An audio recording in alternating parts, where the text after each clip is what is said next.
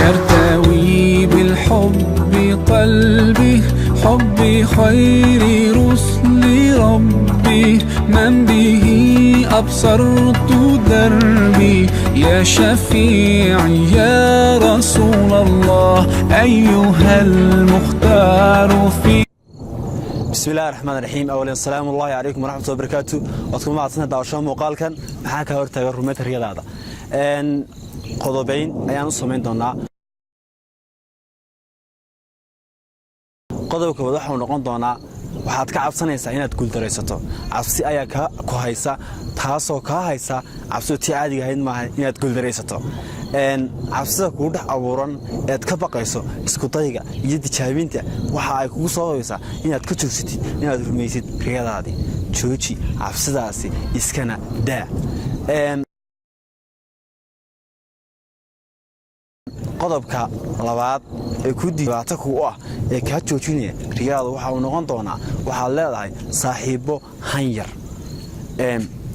cida kugu ag xiran ee aad markasta la joogtid waa shakhsiga aad tahay qof cida waa farta ishla joogo ayaa loo qiimeeyaa oo uu noqda sidoo kale Soomaalida kuma maada aan micneeye saaxiibka isheeg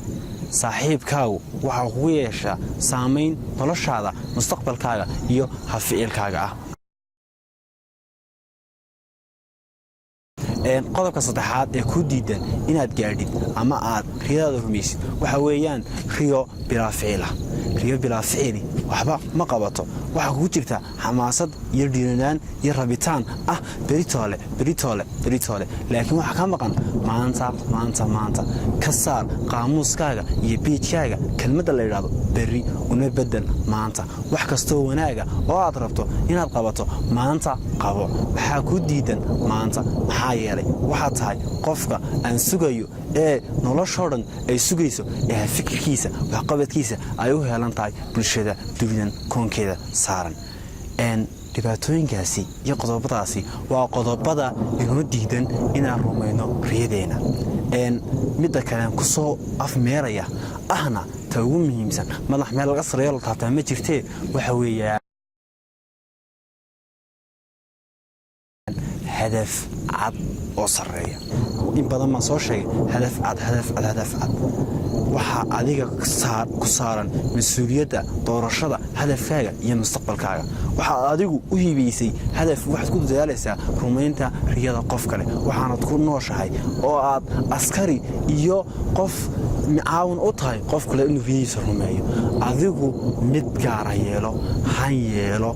muhiimaddu waa inaad adu mas'uul ka tahay noloshaada 100% boqolkiiba adigu riyadaada iyo waxqabadkaaga mas'uul ka noqo waxa lagu soo gudbinayaa muuqaalka adiga waxaan kaaga tagayaa dadaal karti waxbarasho iyo dadaal badan oo ku saabsan wax akhris waad guuleysanaysaa ha ka quusan guusha salaamu calaykum waraxmatullaahi wabarakaatuh